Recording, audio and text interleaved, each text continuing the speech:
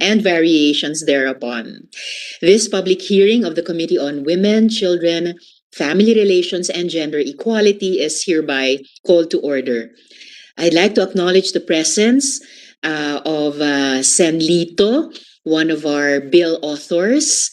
Hopefully also we might be joined at some time by our other colleagues na nandito po yung kanilang mga opisina, sina Sen Pia, Sen Sherwin, Sen Joel. And of course, I'd also like to gratefully acknowledge the presence of Rep. Joet Garcia, one of our counterpart authors in the House. At malay po natin, mga kaibigan, baka makasama din tayo later ni na Rep. Ronnie or Rep. Yeda.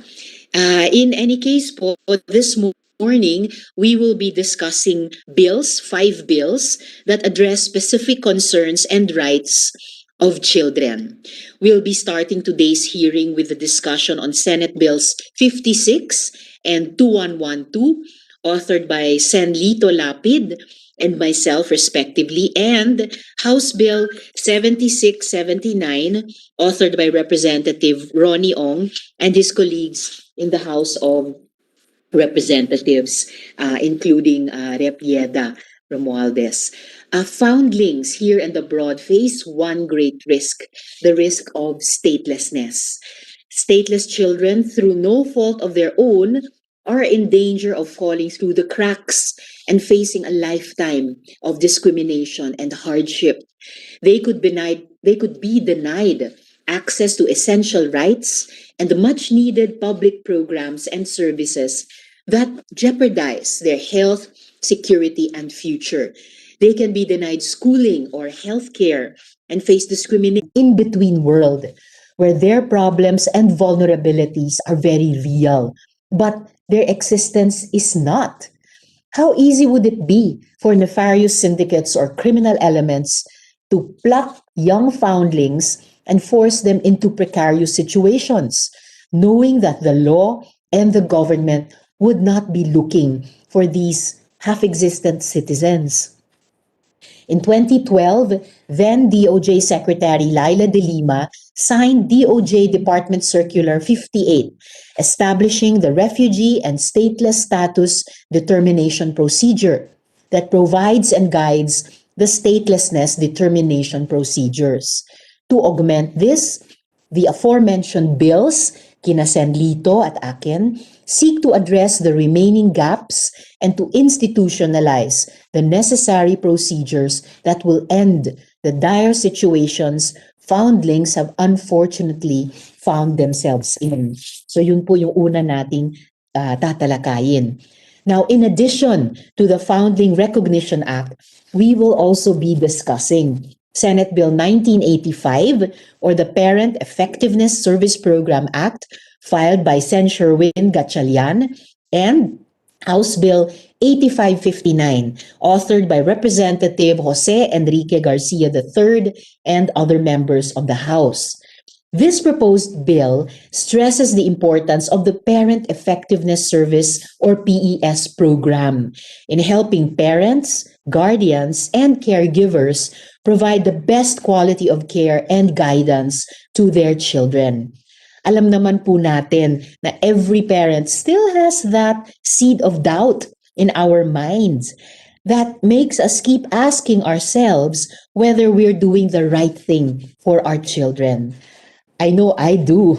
Kahit na malalaki na ang mga anak ko, I can still clearly remember the moments of doubt that I had when it comes to parenting my children. This is one of the reasons why PES is important and has value to add for parents, especially for the first-time moms and dads.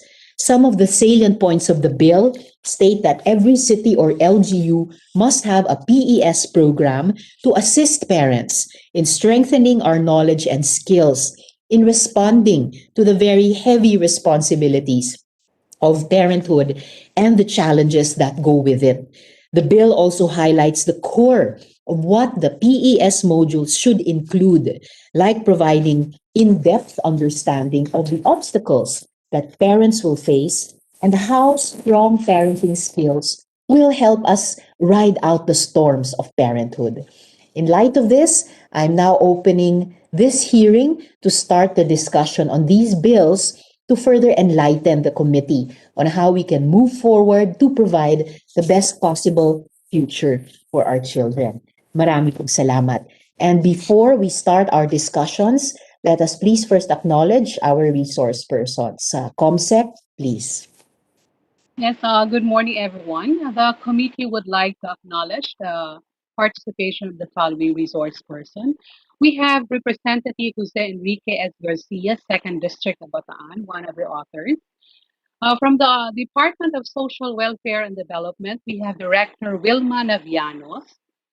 From the Department of Justice, we have State Counsel Paulito C. De Jesus. From the Department of Interior and Local Government, from the Office of the Undersecretary for Mindanao Affairs and Special Concern, we have Miss Christine Cardona. From the Department of Health, we have Miss Alisa Bien Enclavia, Miss Riva Gutierrez. From the Philippine Statistic Authority, we have Miss Marisa Grande. From the Council for the Welfare of Children, we have Miss Aubrey Suzy Punzalan and Miss Normita Mojica. From the Philippine Legislative Committee on Population and Development Foundation, we have Ms. Toni Flores. From Northfield Foundation, we have Ms. Maria Fatima de Guzman. From United Nations High Commissioner for Refugees, we have Ms. Irene Ann Gonzalez. For the Department of Education, we have Vince Panawan. Then we have Mr. Ricardo Ador Junicio, Ms. Tina Amor Buhat, Ms. Caleb Ricardo Pantoja. And from the Rotary Club of Makati, we have Ms. Marisa Del Mar. That's all, Madam Chair. Thank you so much. Maraming salamat din, COMSEC. The committee is now ready to hear the presentations, comments, suggestions, prepared position papers, or statements from our invited resource persons.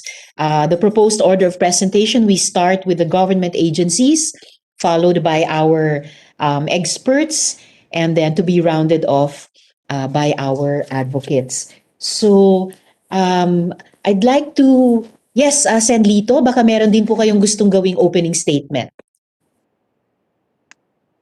Opo, maraming salamat po at magandang umaga po sa lahat ng mga panauhin natin ngayon, mga kapwa ko senador, mga congressman at mga resource person. Maraming salamat kay Madam Chair Risa Ontiveros sa pagtalakay ng aking panukalang Senate Bill number 56. Meron po akong sportsmanship speech. Ako po ay, para madali na lang po ang ating hearing, na ipapasa ko na lang po sa ating secretariat sa committee, Madam Chair. Ito pong panukalang ito ay isa sa mga naunang panukala ko noong pang-unang termino ko bilang senador. At simple lang po naman ang aking layunin ito. Bibigyan lang po natin ng malinaw at estado na ang Foundling na karaniwan na naapi ng ating lipunan. At alam naman po natin ang nakaraan election maraming inaano-ano diyan, kung ano mga tinatanong, maraming haka-haka. Kaya isa po siguro sa isa sa kasamaan natin ngayon bilang senador, itong Foundling na ito na pwede makatulong sa ating mga kapwa na kawawa naman na mabigyan ng pansin. Yun lang po at maraming salamat at magandang umaga po sa inyo lahat. Maraming salamat po, Sen Lito. Bagamat una nga nating tatalakayin yung foundling bills at kasunod yung parent effectiveness bills, na-anticipate ko po na baka tumawid-tawid tayo sa dalawa habang binabaybay natin yung ating resource person. So kung maaari, tanungin ko rin po si Rep. Joet Garcia. Rep. Joet, baka gusto nyo rin pong magbigay ng opening statement.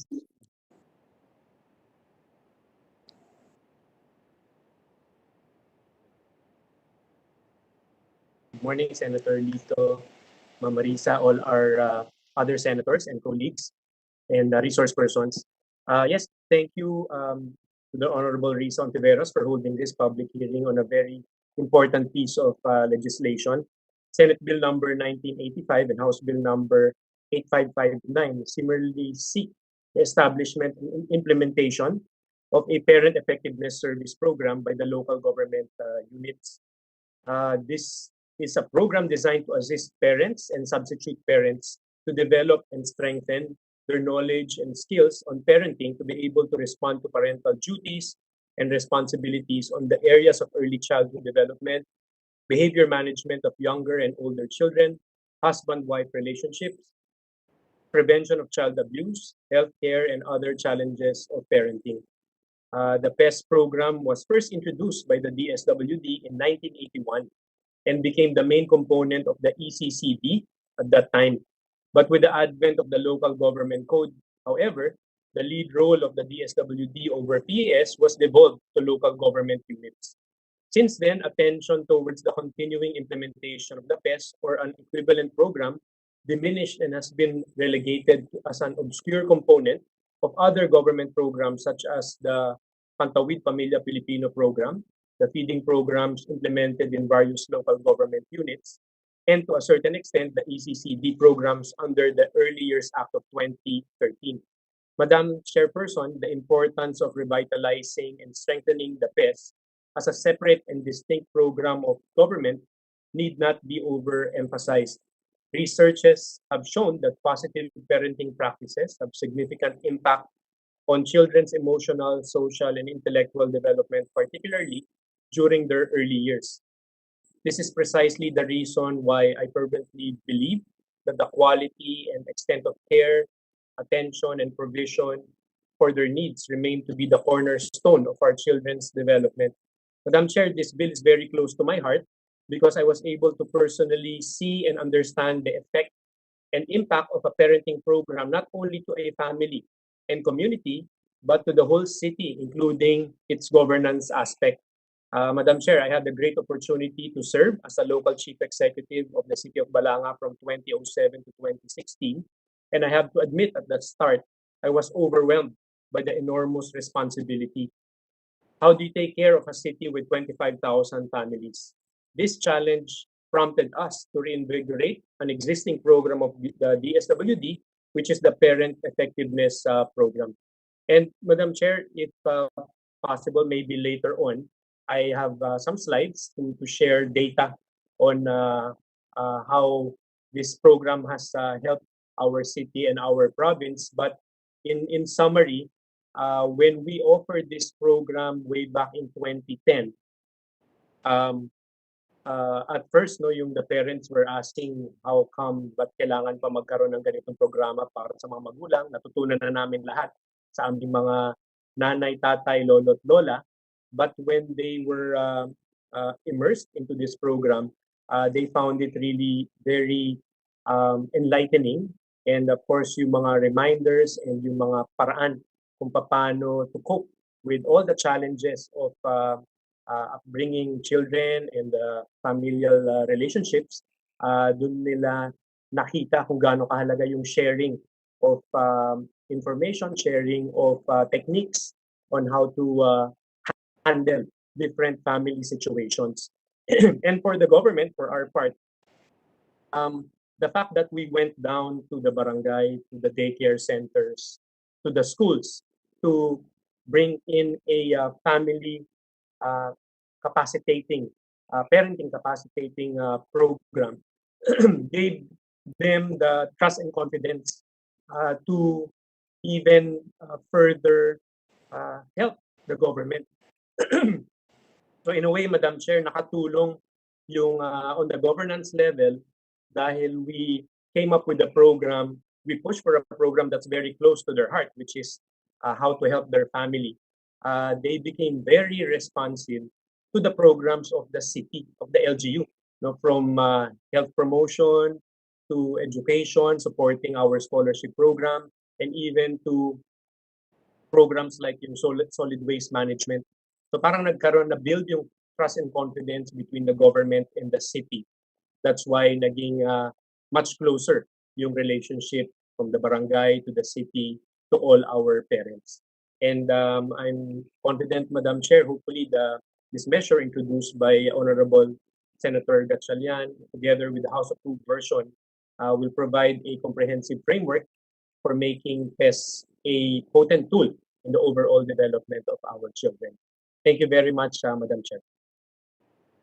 Thank you very much also, Rep. Joet. And yes, please, I would really welcome your presentation of slides, whether in our second round of presentations on the parent effectiveness bills or at any point in the hearing. Kasi nga baka tumawid-tuwid yung resource persons between the two sets of bills. Okay lang po yun. Please just call my attention because that will further enrich the discussion. So salamat, Rep. Thank you, Joet. Madam Chair. Thank you. So, mga kaibigan, pakinggan naman po natin mula sa ating mga government agency sa DSWD. Director NAVIAMOS, kayo po ba yung magpepresenta para sa department?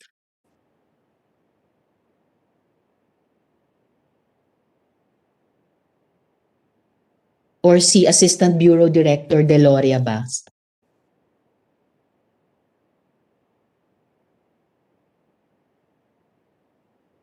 Comsec, sino magpe-present para sa DSWD?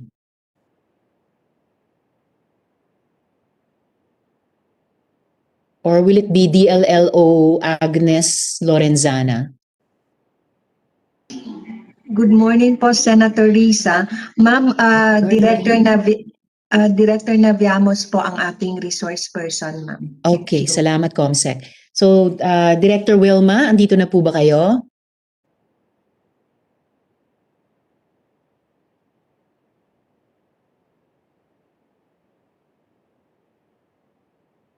Nakikita ko yung pangalan ni Director WILMA, kaya lang parang hindi sila online. Balikan na lang po natin ang DSWD. Okay? Sayang, no? Napaka-importanting mag-start off sana. Alright. So, Department of Justice muna po tayo. Can we hear from State Counsel De Jesus? Especially on the foundling bills, I believe. Yes, sir. Good morning, Senator Risa. Good morning, sir.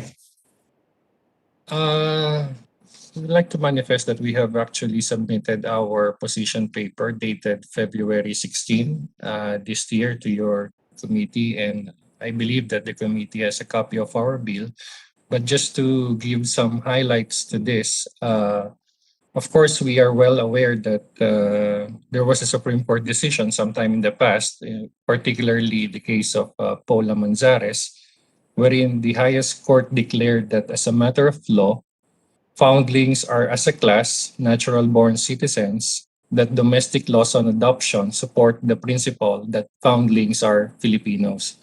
Moreover, in the subsequent case of David versus Senate Electoral Tribunal, the Supreme Court also ruled that all foundlings found in the Philippines are natural born to at least either a Filipino father or a Filipino mother, and are thus natural born unless there is substantial proof otherwise. And of course, applying the provisions of our Civil Code and Article 8 that judicial decisions forms part of the legal system of the land. Now, as to the next comment, as to the definition of foundlings, we prefer the definition that was found in House Bill number 7659 because we believe that it is more, let's say, inclusive. And however, the committee may also consider the inclusion of age-out foundlings or foundlings that are strictly beyond or the age of majority already. Next, we also have some reservations in Senate Bill 56 when it comes to the foundlings as the legitimate child of the founder, of course, subject to certain conditions. Though we believe that this is actually favorable to the foundling, however, certain realities must also be considered as to the personal circumstances of the founder and whether he or she is in a position to stand as the legitimate parent of the foundling. As to the other provisions, of course, we support what was contained in House Bill number 7659. Thank you, Madam Chair.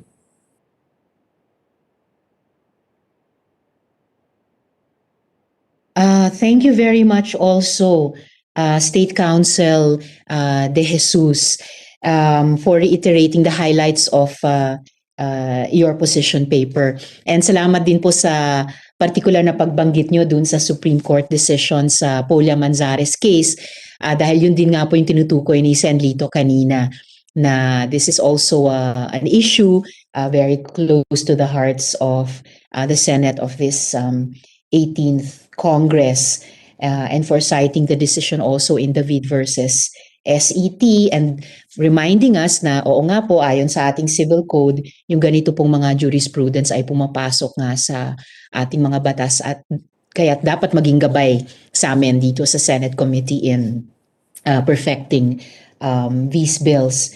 Well noted po yung mga preference at saka reservations at paalala ng DOJ. Of course, in this committee hearing, we are hearing only the Senate bills, but at least we're able to keep at the back of our minds yung bills ng aming mga counterparts sa House para gabayan kami as we move forward and eventually towards the BICAM process. So muli po maraming salamat. Eventually towards the BICAM process. So muli po maraming salamat, State Council De Jesus. Let's hear now, friends, from the Department of the Interior and Local Government. And I see here on screen now, Usec Marjorie Jalosjos. Ma'am, kayo po yung magpe-present para sa department. Yes, please, you have the floor. Nakamute po kayo, Usec. Usec, nakamute po kayo. Morning, ma'am. Okay, good morning. Tuloy Good morning, po. Madam Chair, and to all our colleagues here. Magandang umaga po sa ating lahat.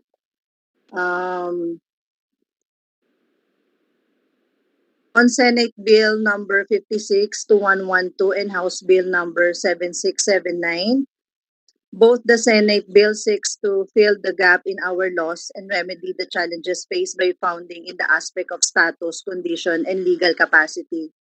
The department fully supports the passage of the said measures, as it is also in the line with the Section 1 of Article 12 of 1987 Philippine Constitution, which states that the Congress shall give the highest priority to enactment of measures that protect and enhance the right of all people of human dignity. On Senate Bill number 2112, the department will submit its position paper, ma'am, on the said agenda. On House Bill number 1985 and Senate 1985 and Senate Bill 8559, the department interposes no objection on the proposed legislative measures, which recognizes the importance of providing key parenting abilities that will enable them to improve and develop effective parent management skills. The bills are in harmony with the furtherance of the state policy contained under Article 15 of the 1987 Constitution. However, the department would like to request clarification po on the following. First, there will be cost for those parents and parent substitutes that are covered by this measure? And second po, how will they be able to apply in the PES program? The department recommends that the parenting services shall be provided by specially trained and experienced professionals. We will also submit this to the committee, ma'am. Thank you, Madam Chair. Thank you also, Usec Marjorie, and for commenting on both sets of bills na kinoconsider ng aming komite ngayong umaga. And just for the record, dear friends, the House bill has already been referred to us here in the Senate dahil naipasa na po nila Rep. Joet on third and final reading. And therefore, I need to correct myself on record. We are also, and therefore we are also hearing this bill today, inspired and encouraged by the advance progress that has already been made by our counterparts in the House. So, salamat para doon, Rep. Joet. Alright, muli po salamat, Usec Marjorie. So now let's hear from the Department of Health. Health Promotion Bureau Head Ms. Aliza Eclavea, please.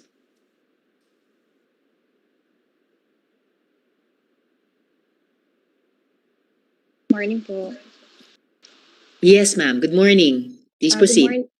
Good morning, Madam Chair. Good morning, Senator.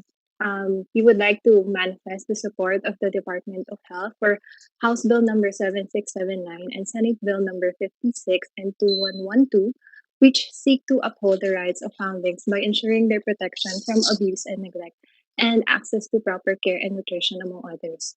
So in 2016, there were 1.8 million Filipino children who were either abandoned or neglected. Abandonment of children may result in delayed development of a child's cognitive function, social emotional behavior, motor development, and language. Further, children with the experience of abandonment or neglect may develop long-term mental health issues such as anxiety, mood disorder, and post-traumatic stress disorder. As such, the DOH interposes no objection to the passage of these bills. The enactment of measures placing child protection systems starting at birth is imperative to ensure that the children will have access to crucial social services, including health services. Further, the DOH provides the following recommendation for consideration of the Senate. So, first is we recommend to align the definition of foundling with AM number 02602 SC or Rule on Adoption to include the recognition of children in orphanages and adoption institutions. As stated in the Rule on Adoption, foundling refers to a deserted or abandoned infant or whose parents, guardian, or relative are unknown, or a child is committed to an orphanage or charitable or similar institution with unknown facts of birth and parentage and registered in the Civil Register as a foundling. So the official signed position paper po of the DOH will be submitted to the committee once available. Thank you, Madam Chair.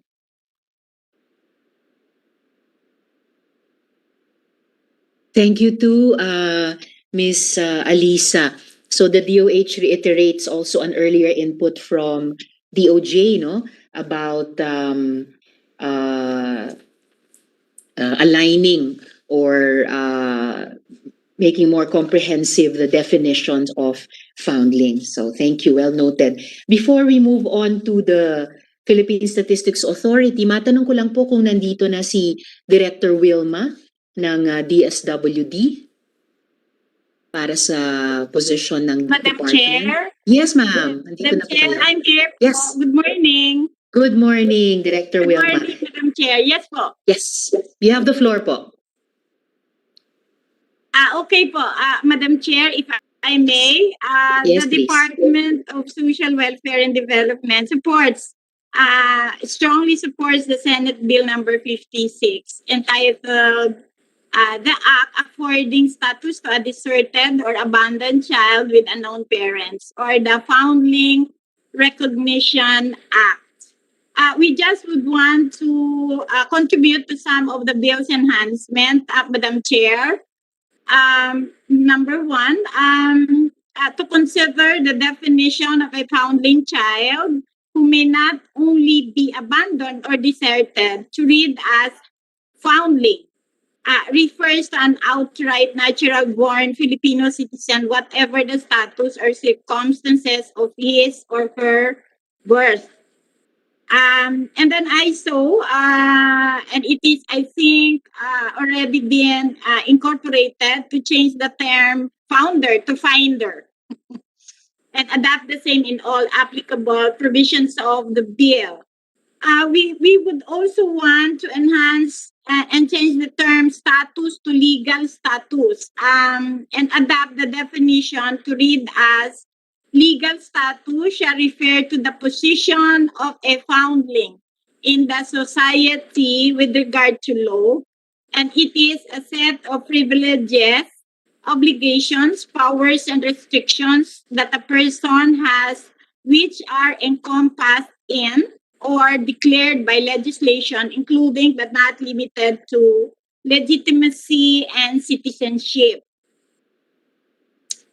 Number two, we would want to have some revision of Section 3 to read as, for all intents and purposes, a foundling shall be recognized as a legitimate child of the one finder or the finder or his or her spouse if married from the time the finder found or discovered the child, provided that the foundling has lived under the care of the finder who provided said foundling with basic needs until he or she reaches the age of majority.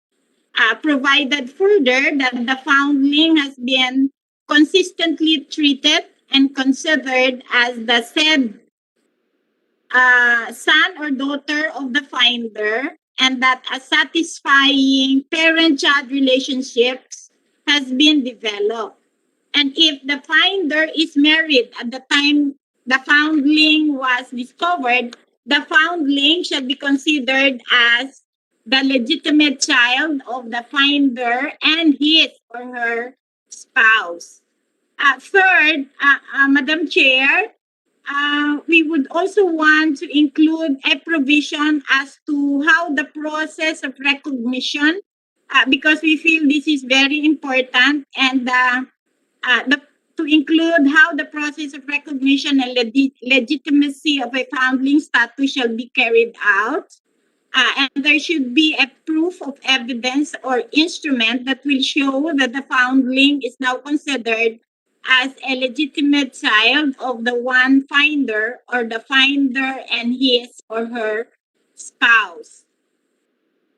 Fourth, Madam Chair, to also include a provision for the proactive and diligent efforts to locate or search for the biological family or relatives of a foundling. Of course, we've already been doing this in the process before granting legitimate status and causing the registration of his or her birth record.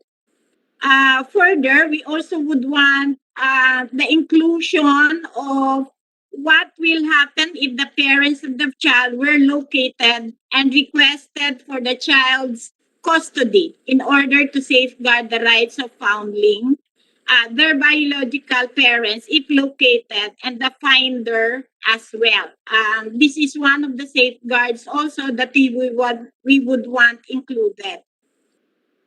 For section 4, if I may read, we wanted a revision of this section to read as the Department of Social Welfare and Development shall, in consultation with DOJ, PSA, and CWC-DLLO, and 2 representatives from child caring agencies catering to abandoned children and foundlings are hereby directed to promulgate the necessary rules and regulations for the efficient implementation of this act.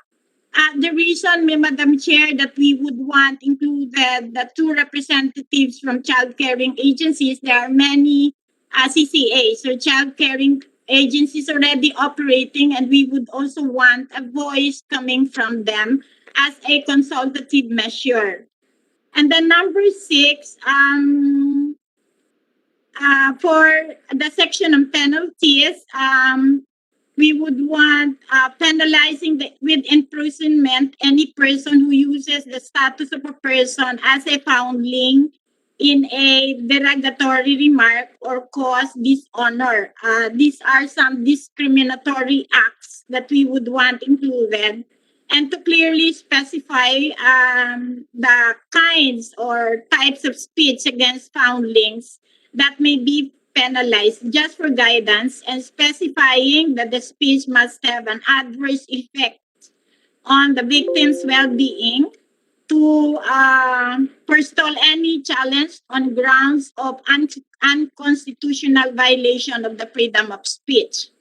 And third, to also look into the provisions on discrimination in the sexual orientation and gender identity expression bill as a better way to penalize discriminatory speech.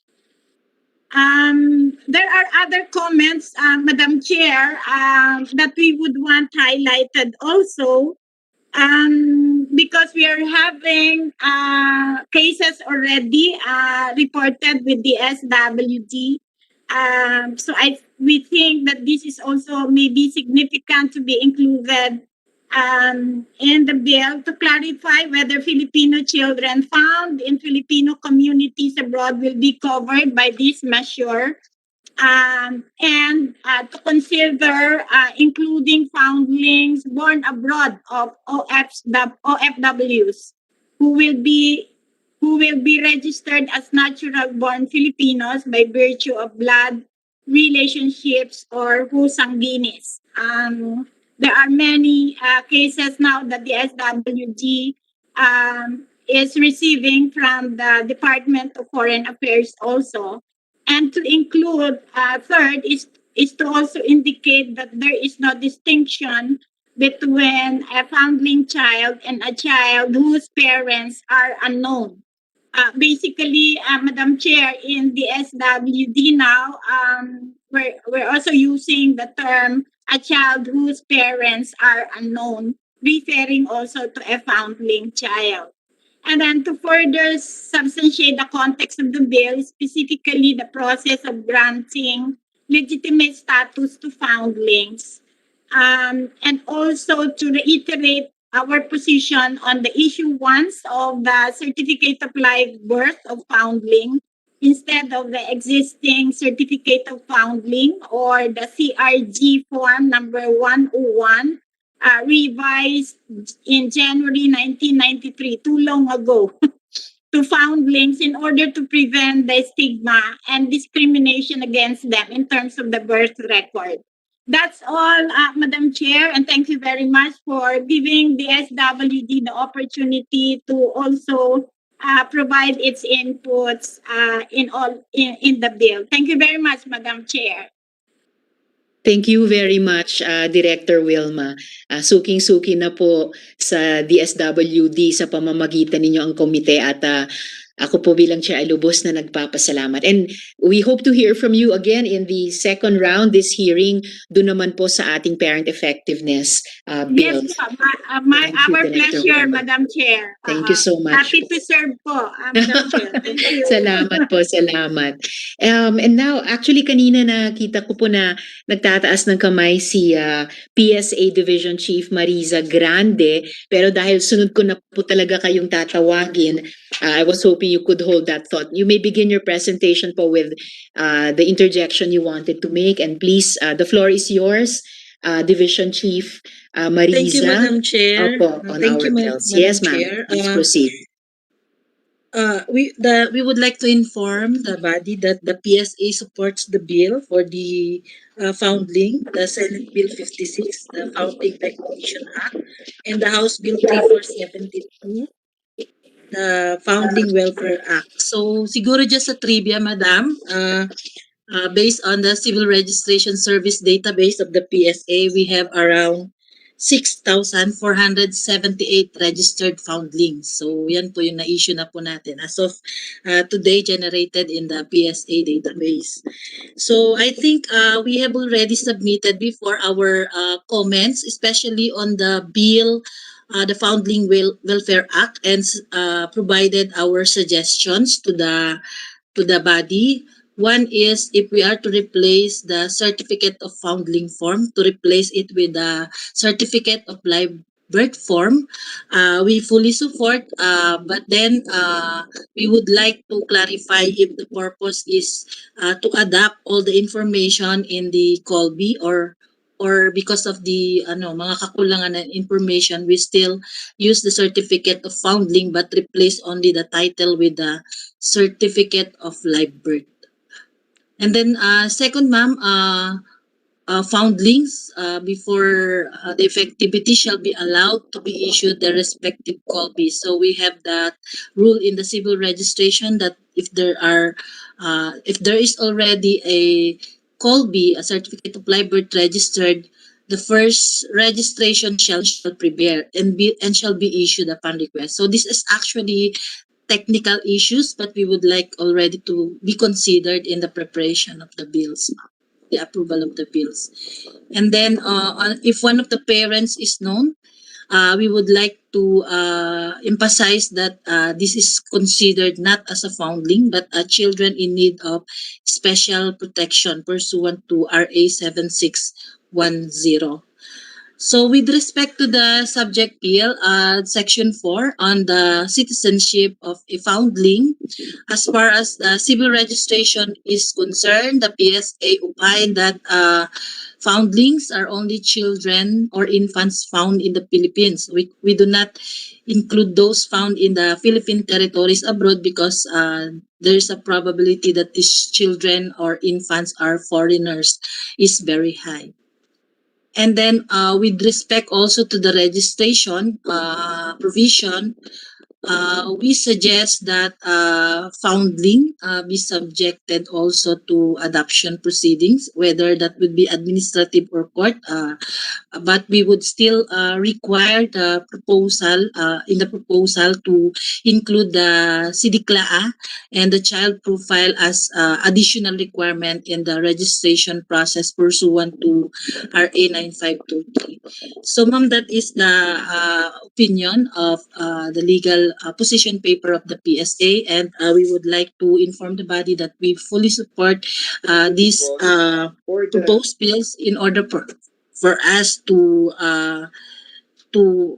para mapabuti pa po yung registration process of our foundling, and also to consider in the bill the adult foundling because of the difficulty now of the registration process for them. So if we will not be considering those adult foundling, they will be continue to become stateless persons without a certificate of foundling or a COLBI certificate. Thank you, Madam Chair.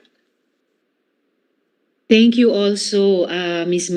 Mariza, pati sa kaagad na pagkomento nyo dun sa napaka-interesanting issue na ni-raise kani-kanina lang ng DSWD, no? Yung posibilidad na pati po yung mga potential foundlings pero na nahanap sa ibang bansa, sa Filipino communities overseas or sa Filipino territories overseas ay maaring i-consider o hindi na foundling. So baka isa ito sa hindi lang technical pero substantive issues na kailangang i-resolve po natin moving forward. Yes, Senlito, baka meron po kayong gustong follow-up question kay Ms. Mariza?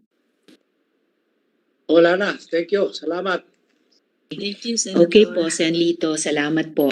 So we move forward sa Council for the Welfare of Children. Pwede po ba nating marinig si Planning Officer Aubrey Suzy Punzalan? Hi, Madam Chair. Good morning po. Yes, ma'am. Good morning Yes, po. ma'am. I'll be turning over this presentation po to my colleague, Ms. G. Mojica. Thank you. you. Yes, please. Ms. G, you have the floor.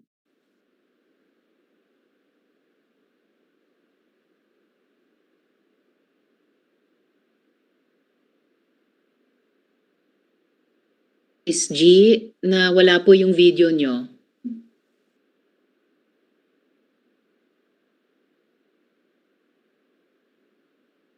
Miss Aubrey, nawala po yung video ni Miss G.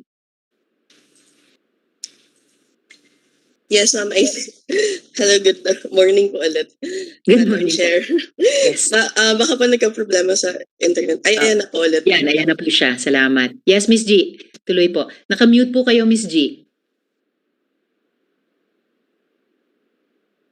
Sorry. Okay, it's okay po. Please proceed. Morning, everyone. This is G. Mojica from the Council for the Welfare of Children. Of course, CWC as the focal government interagency body on children's concern, we are very supportive of this bill. This has been a long time.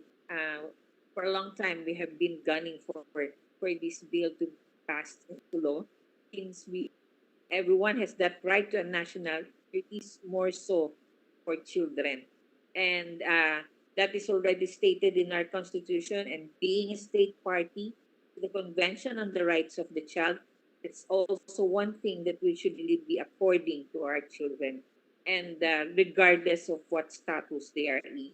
And aside from being supportive of the passage of this bill into law, we would also, of course, we also are very happy that indeed the state would finally recognize we have always recognized abandoned children, and true, they should be regarded as children in need of special protection. We've seen already the Senate bill that Madam Chair has filed, and this also is more or less like House Bill 7679, where CWC took part in terms of enhancing it and finalizing that bill. And together with our partner agencies and member agencies of the Council Board, we believe this is one law that should really be passed for our children. We would be submitting our signed position paper for this, Madam Chair.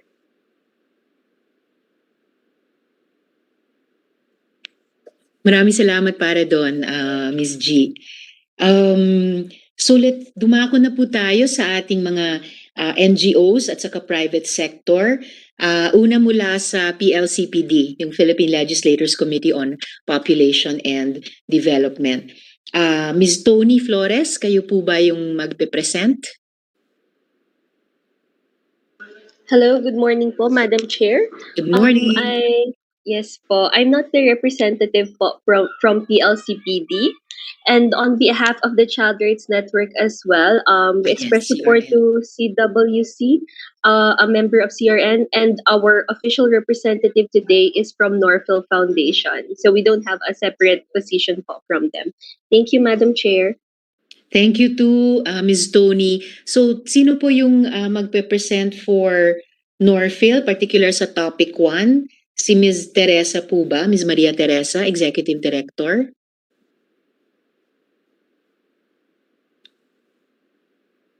Yes, Ms. Toni? I think it is Miss Fatima who is here today and has been acknowledged earlier. Thank you, Ms. Toni. Oh yes, so Program Supervisor, Ms. Maria Fatima for Norville Foundation, please.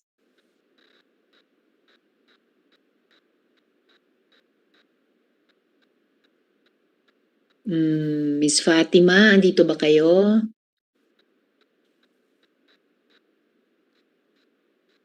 Ang nakikita ko lang po dito sa participants for Norville, I see Ms. Maria Teresa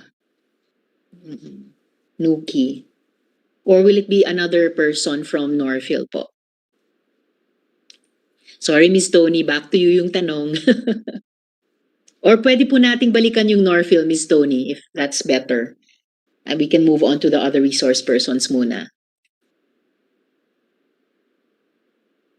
Sige, move on muna Yes po. tayo. Thank you po, Madam Chair. Thank you, Ms. Toni. No problem po. Okay, pakinggan po natin mula sa UNHCR, United Nations High Commissioner for Refugees, Ms. Ariel Ann.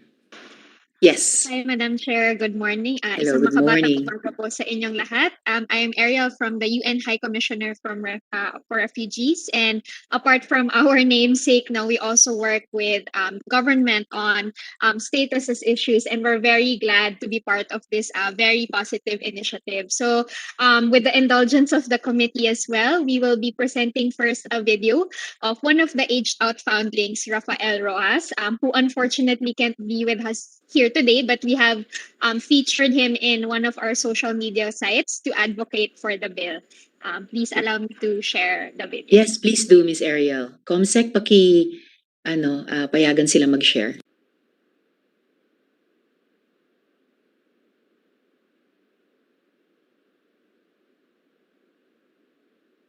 Sige po. Please let me know po if you are able to see the screen. And hopefully po gumaling sound.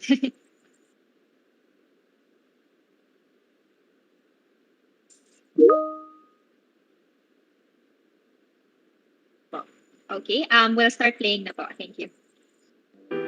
When I swim, I only focus on the water that flows and everything has passed. The problems, the emotions I have, the anger.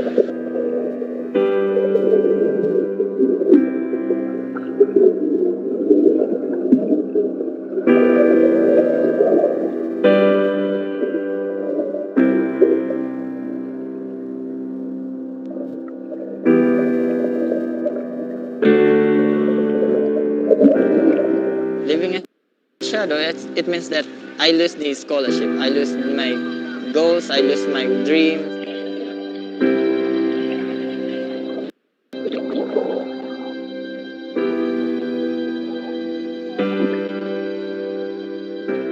My coach always tells me, don't give up. Just keep on studying and keep on dreaming. Thank you so much po. Rafael po is actually one of the aged out foundlings po that we are supporting. Since we have been informed po that there is an administrative mechanism to recognize foundlings as Filipino citizens in line with the 2016 Supreme Court rulings. However, this process is kind of costly, and it would be a good development po if we have this bill enacted in view of other foundlings like Rafael, who is continuously living in the shadows po.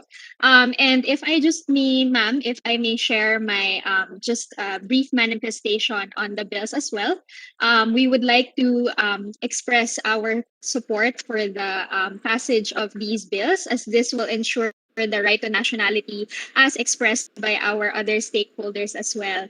Our colleagues from the Department of Justice and the Council for the Welfare of Children are actually heading the technical working group of the National Action Plan to End Statelessness by 2024 on ensuring no child is born stateless. And this endeavor will contribute to the Philippines' efforts to address statelessness in line with the Philippine Development Plan, the UN Convention on the Rights of the Child, specifically Article 7 and 8, the high-level segment on statelessness pledge. This was manifested in 2019 in Geneva, particularly on enhancing the legislative framework. And it would also contribute to the pledge of the Philippines to accede to the 1961 Convention on the Reduction of Statelessness, as foundlings is one of the provisions under this convention. So this is a very much welcomed and appreciated effort of the government to ensure that no child is left behind, in line also with the 2030 agenda.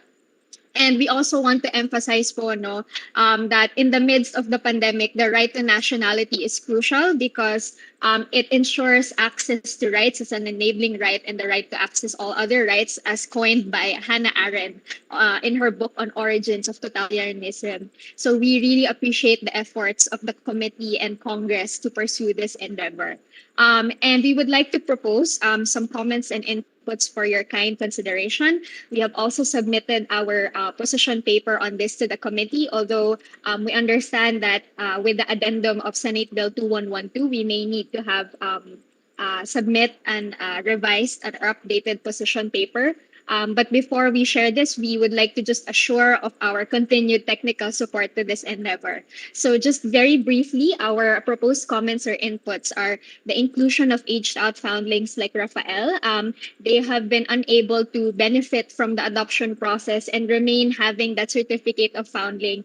And in fact, throughout when we were consulting with him for the interview on the video, he was sharing that in terms of enrollment, he had to undergo haggling, informal discussions with educational institutions to be able to go to school. He also is unable to acquire a passport because a birth certificate is required, and even just the look of the certificate of foundling differs from a birth certificate, which is green in form. So those considerations will foundlings are also treated in an equal basis with other children, because it is not the child's fault, and a foundling is always a child first. To this end, we would also like to recommend the harmonization of the bills. We understand that House Bill 7679 has also been transmitted to the Senate, particularly on issuance of birth certificates as manifested by our colleagues like the DSWD. Data collection, since we understand that data right now is more on the unofficial side and it's not published. It would really be helpful to guide policy and legislative work to ensure that it's evidence-based, especially also with programming side. And also raising awareness and advocacy in terms of the issues of foundlings, especially in the context of pandemic, because the COVID-19 does not discriminate on one's legal status or citizenship. And of course, as we know that, as mentioned by our PSA colleagues, there are around 6,000 foundlings, and probably more because of the practice of simulation of births, for instance. It would be helpful to have a retroactive effect in the bill if enacted. And also, we would like to support the manifestation of the Department of Justice in terms of conducting a preliminary assessment or determination in considering the foundling as a legitimate child of the founder or finder as suggested by the DSWD. This is to ensure that the best interest of the child is taken into consideration, as well as the capacity of the finder to take care of the individual. But we recognize the additional safeguard that Madam Chair has indicated in her Senate Bill 2112, specifically on recognition by the community of such parent-child relationship. With that, Madam Chair and colleagues, thank you so much again for this opportunity and magandang umaga po. Magandang umaga rin po, Miss Ariel, at maraming salamat sa inyo, especially for cutting already your comments with the comments of the earlier resource persons, including our several departments. Natutulungan nyo na, baka napipreempt nyo pa yung pangangailangang magkaroon ng technical working group dito. Thank you especially for sharing that videos. Sobrang nakakakilabot yung video tungkol kay Rafael, lalo na yung sinabi niyang he only focuses on the water that flows. Sobrang powerful, and I think it really humanizes the situation of the 6,000 plus, probably more, I agree with you, foundlings dito sa Pilipinas. Kasi kahit yung salitang foundling, parang hindi pa tayo ganun kasanay sa salitang iyon, di ba? But Rafael's story really gives a human face to the situation of these children, these young people. Salamat din dun sa paalala mo na mayroong tayong National Action Plan to End Statelessness by 2024, particularly for children, pero we could also look at that in terms of other vulnerable sectors. At salamat sa paalala nyo na a very timely reminder, no? Another context kung bakit importante at urgent din ito, yung context ng pandemic, which makes double or multiplies yung vulnerabilities ng mga foundlings. So maraming salamat, Ms. Ariel. Let's move on now to our other resource persons. Well, I have here from Academe, pero of course, sa government din sila, no? Department of Education. Would you like to speak now? May I call on Senior Education Program Specialist, Ms. Tina? Although para sa parent effectiveness bills natin, but would you like to take the floor now, ma'am?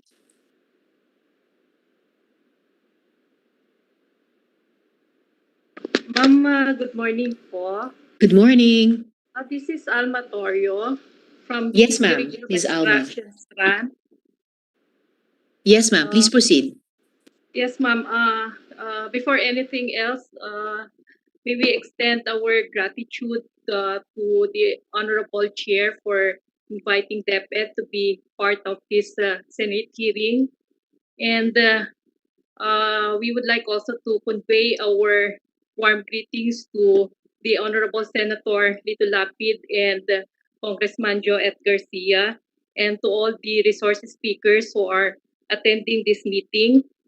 I am joined by my colleagues from DepEd, like Ma'am Tina and Director Sam, and other specialists from the Bureau of Curriculum Development, Bureau of Learning Delivery, and our officers from the Legislative Liaison Office.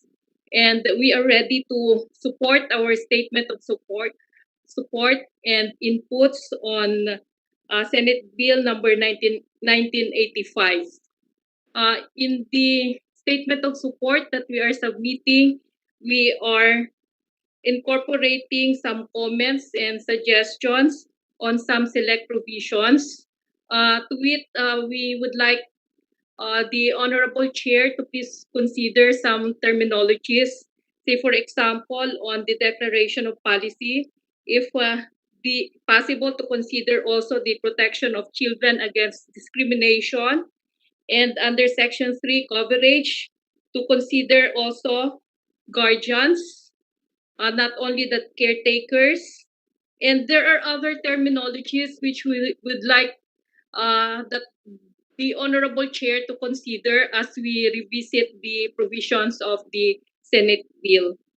In our inputs, we are also submitting existing policies of DepEd, which will support this bill, like our DepEd Order number 40, series of 2012, entitled "The Policy Guidelines on Protecting Children in School from Abuse, Violence, Exploitation, and Discrimination."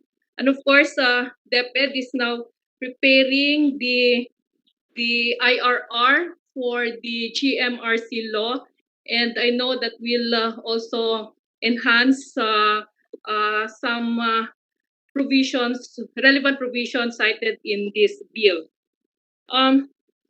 Madam Chair, we are also offering other information which were prepared by our specialists, particularly on the background on parental effectiveness services.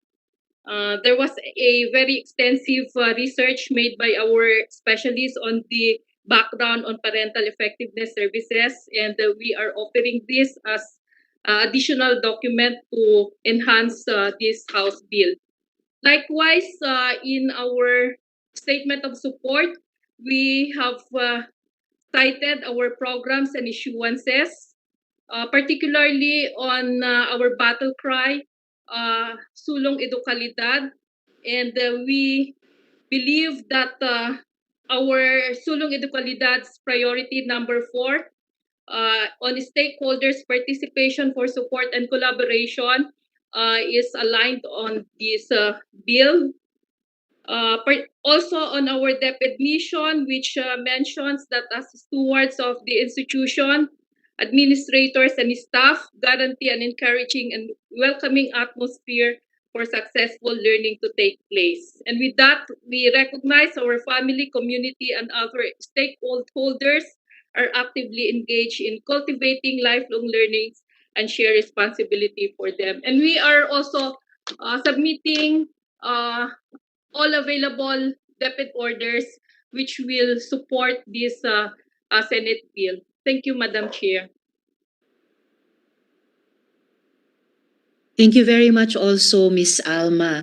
Pati sa pagbanggit nyo na hinahandaan nyo na ngayon yung IRRs ng GMRC law dahil yung aming colleague dito sa Senate na author dito sa Parent Effectiveness bill, counterpart kina Rep. Joet, si Sen. Sherwin, ang naging principal author at sponsor din ng GMRC law dito naman po sa panig ng Senado. So maganda po binanggit nyo kasi talagang mas ma-appreciate natin na companion measures ang mga ito para sa ating mga estudyante at para din sa ibang academic sectors. Syempre kasama po yung mga magulang. At salamat dun sa banggit nyo sa lifelong learning.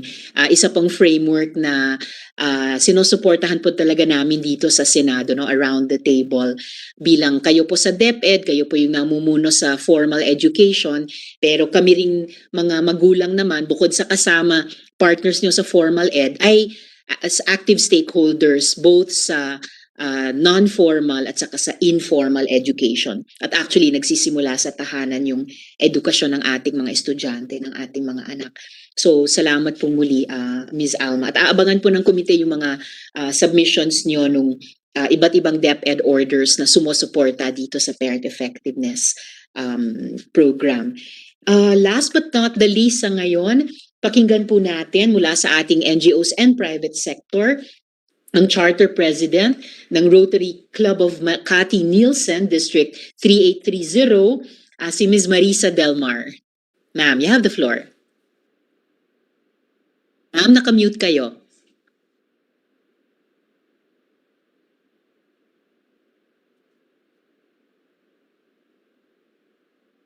Okay. Okay po, ma'am. Okay, yes. Good morning, Madam Chair, Riza, and of course, Senator Lito Lapid, my favorite action actor, leading man, and of course, Sen. Joet Garcia, and to all the different agencies, good morning po to our ComSec Gemma. First of all, I would like to say that I am representing the Rotary Club of Makati Nielsen, the Buhay OFW Foundation, the Anti-Trafficking OFW Movement, the OFW One Filipinos Worldwide, the Philippine Chamber of Commerce and Industry, OFW Head and SME Head, and of course, the Management Association of the Philippines for Women Empowerment. I would like to say that this Senate Bill 56 of Senator Lito Lapid is very much interrelated to the Senate Bill of 1985 of Senator Win Gatchalian. OFWs are very, I would like to say that our OFWs are the most forgotten sector of our society. Many have been said that it is, they deserve the most health care, the best education, everything that they have to offer. Our government is doing the best that they can to help our OFWs worldwide, their families, and everybody around them. But I would like to say, I think it is high time that this Senate Bill 56 must be reenacted or passed as soon as possible, because Senate Bill 56 will give the belongingness of every child, the security of every child, to proper education, to proper health, and to proper emotional and psychosocial stability. I would like to say that the OFW families and its members are suffering from the separation from their parents. Why do they have to go abroad? Because they need to have a better future, better food on their table, better future for the colleagues and the siblings that they have to they have to go to a better education. I would like to say that the loneliness, the non-stability that they have to be having to suffer because of the separation, they have to learn how to they have to learn the different languages in so short a time, the cruelty of the employers abroad, the holidays that they cannot spend with their family, the human trafficking that is all over the world, but it is not really expressed and explored. But I would like to say that human trafficking, Madam Chair, is one of the grotesque crime in the world. It is as much as drugs is, and it is as lucrative as drugs. And I would like to say that I'd like to thank President Duterte also that he also wanted with our government to pass the Department of OFW. This will give stability to our foundlings because then they will be one with us. Being a known nation or a statelessness is a no-no to our Filipino community.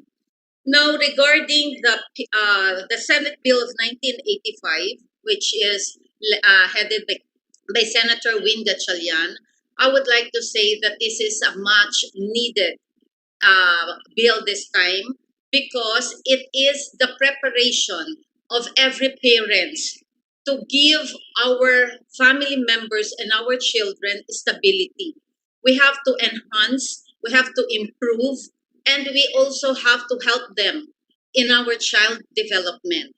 It is but natural that we have to support them, and I would like to thank the different government agencies in supporting the Senate bills of the Senate Bill 56 and Senate Bill 1985 because this will give recognition and help our parents, the substitutes, the married couples, the married parents, the solo parents, the surrogate parents, the substitutes, our caregivers to be able to help in the development of every child in our home.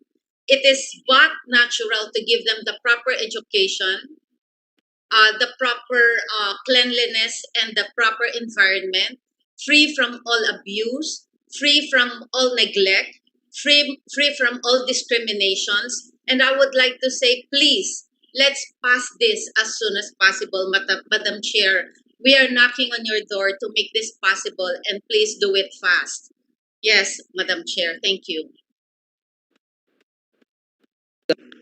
Thank you to Miss Marisa. And sa presensya ninyo at ninyong lahat, mapapabilis nga natin yung pagpasa nito. So thank you very much for your participation. COMSEC, I'm sorry. Before I ask COMSEC if there are other resource persons, yes, we have at least one other resource person. Pakinggan po natin mula sa Child Protection Unit ng UNICEF, si Sir Jesus Far. Mr. Far, you have the floor. Hi, good morning po. Good Senator. morning. Basically, this is just quick, pero ganito, sweet. Keep it short but simple and sweet. So, we basically support yung pong parenting effectiveness service program that's being proposed as a bill. Dahilan po sa napakahalaga po nito kasi kailangan po talaga natin sa ating bansa yung holistic and comprehensive evidence-based parenting program. Napakahalaga po nito.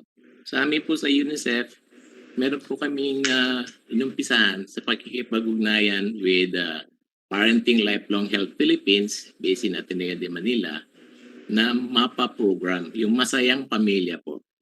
At nakapag-conduct po kami ng tinatawag na randomized control trial, and this randomized control trial, we can share to you later. We can send to you a more complete documentation. Dito po ay nakita yung pong ebidensya na kapag maganda po yung parenting program, ay ito po ay nakakatulong upang mag-improve yung tinatawag na parent-child relationships. Kasi napakahalaga po niyan. Very challenging kasi ang maging isang magulang at caregiver. At napakahalaga na magkaroon tayo ng national framework on parenting. Kasi isa ito sa magiging gabay upang sa ganon ay ito pa yung magiging batayan kung paano ang pagpapalakas ng investment o local public investment sa local government unit on parenting. Kasi mahalaga na yung parenting program na-access sa barangay. Kasi napakahalaga po nito eh. Yung pong kahalagahan din nito, yung strengthening ng parent-child relationship, yung bonding, which will eventually improve yung performance ng behavior ng magulang at saka din yung behavior ng bata. Kasi parehong nai-stress yung dalawa. Yung nanay o yung tatay o yung lola, yung lolo. Kapag hindi maganda yung kilos na pinapakita ng both, no? Maring yung bata, meron pinakikita hindi nagugustuhan ng magulang. Meron ding yung magulang na behavior na nakikita rin na hindi din nagugustuhan ng bata. So in both ways, kailangan matuto yung magulang upang sa ganon, they can learn yung skills. Kasi ang pinaka-importante po sa lahat, yung parenting skills. Matutunan ito at upang sa ganon ay may strengthen yung ulit yung parent-child relationship at saka yung even makakapture nito yung husband-wife relationship. Kasi in a way, pagka nagkaroon ng bonding yung magulang at anak, ay mag-i-improve yung family relationships. And then also din, mahalaga din po ito dahil yung parenting sa kids ay meron ding challenges yung parenting ng adolescents, yung mga teenager. Lalo na kasi kung maganda po yung parenting program, it may prevent yung teenage pregnancy, which is very, very important dahil tumataas po yung bilang ng mga kabataan na sa batang edad ay nagiging nanay at tatay na.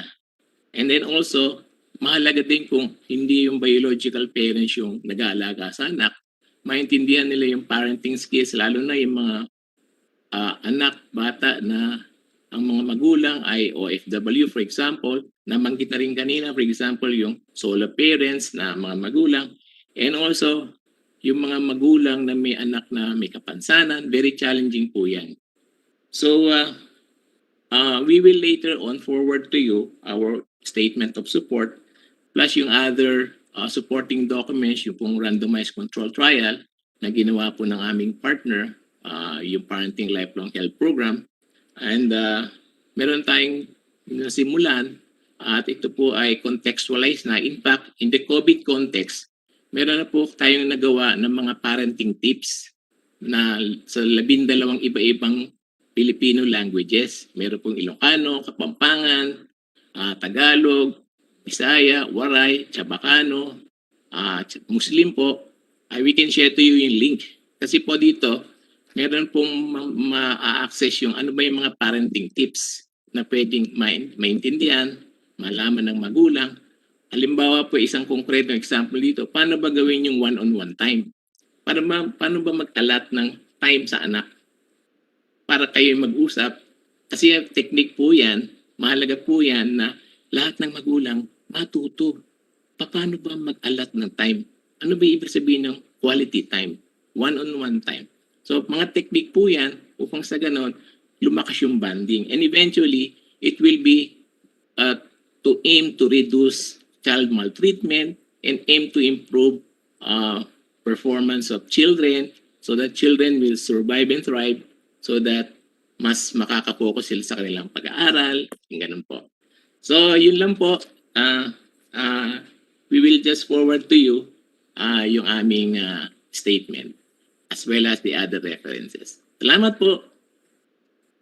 Salamat din po, Mr. Far. Rep Joet, I see you here online again. I don't want to forget na meron kayong slides na you'd also like to share with our hearing para ma-enrich po yung pagdinig namin sa mga bills. Yes, Yes, please. Senator Risa, if I might share my colleague si Al. Good morning po. Permission to share po yung presentation ni Comsec. Yes, ma'am. Comsec, paki-enable lang si Rep Joet mag-share. Share screen.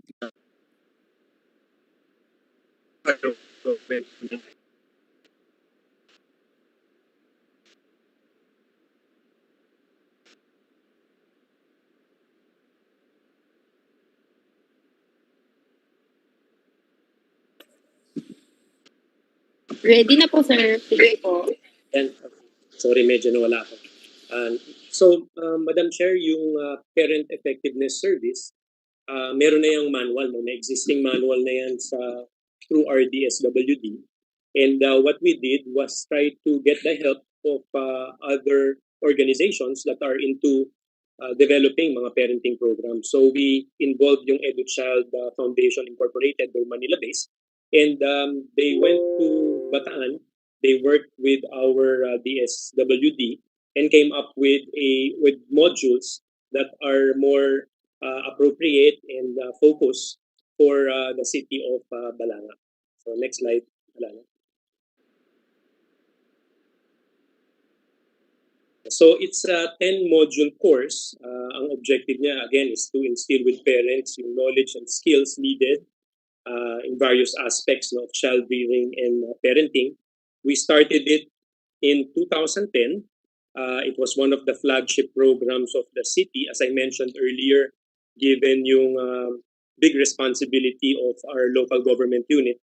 We saw it fit to empower and capacitate our parents to help us achieve the vision for the city. So in Balanga, we have 27 daycare centers. And then that is where we started this program. Next slide.